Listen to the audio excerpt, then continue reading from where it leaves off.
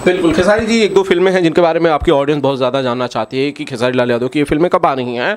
एक फिल्म है संघर्ष 2 की, जिसकी बात की जा रही है कि संघर्ष 2 का ऑडियंस को बहुत बेसब्री से इंतजार है। संघर्ष 2 का क्या स्टेटस है, कब तक आएगी, कब तक शूट की जाएगी, इसके बारे में आप हमें जानकारी दे दीजिए। संघर्ष 2 की कहानी उससे बेहतर होनी चाहिए, तो हम लोग वर्क ही कर रहे हैं उसमें कि उससे बेहतर क्या हो सकती है, क्योंकि संघर्ष 2 एक बेटी और बाप की कहानी थी और एक पिता और एक बेटे की कहानी थी। मुझे उसमें सारी चीज़ें थी, तो हमें बस तलाश है उस बेहतर एक स्क्रीन प्ले की, जिसके साथ हम फिर आगे बढ़ेंगे।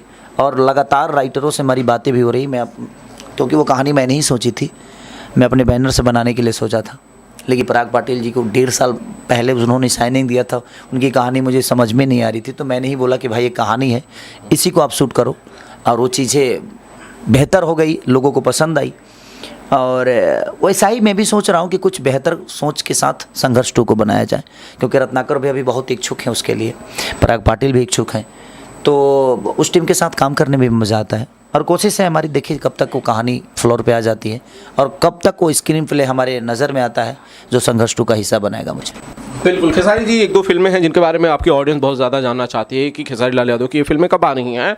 एक फिल्म है संघर्ष 2 की, जिसकी बात की जा रही है कि संघर्ष 2 का ऑडियंस को बहुत बेसब्री से इंतजार है। संघर्ष 2 का क्या स्टेटस है, कब तक आएगी, कब तक शूट की जाएगी, इसके बारे में आप हमें जानकारी दे दीजिए। संघर्ष 2 की कहानी उससे बेहतर होनी चाहिए, तो हम लोग वर्क ही कर रहे हैं उसमें कि उससे बेहतर क्या हो सकती है, क्योंकि संघर्ष 2 एक बेटी और बाप की कहानी थी और एक पिता और एक बेटे की कहानी थी। मुझे उसमें सारी चीज़ें थी, तो हमें बस तलाश है उस बेहतर एक स्क्रीन प्ले की, जिसके साथ हम फिर आगे बढ़ेंगे।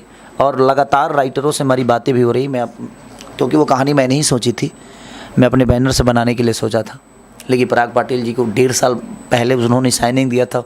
उनकी कहानी मुझे समझ में नहीं आ रही थी, तो मैंने ही बोला कि भाई ये कहानी है, इसी को आप शूट करो। और वो चीज़ें बेहतर हो गई, लोगों को पसंद आई। और वैसा ही मैं भी सोच रहा हूँ कि कुछ बेहतर सोच के साथ संघर्ष 2 को बनाया जाए, क्योंकि रत्नाकर भी अभी बहुत इच्छुक हैं उसके लिए, पराग पाटिल भी इच्छुक हैं, तो उस टीम के साथ काम करने में भी मज़ा आता है। और कोशिश है हमारी, देखिए कब तक वो कहानी फ्लोर पे आ जाती है और कब तक वो स्क्रीन प्ले हमारे नज़र में आता है जो संघर्ष 2 का हिस्सा बनाएगा मुझे।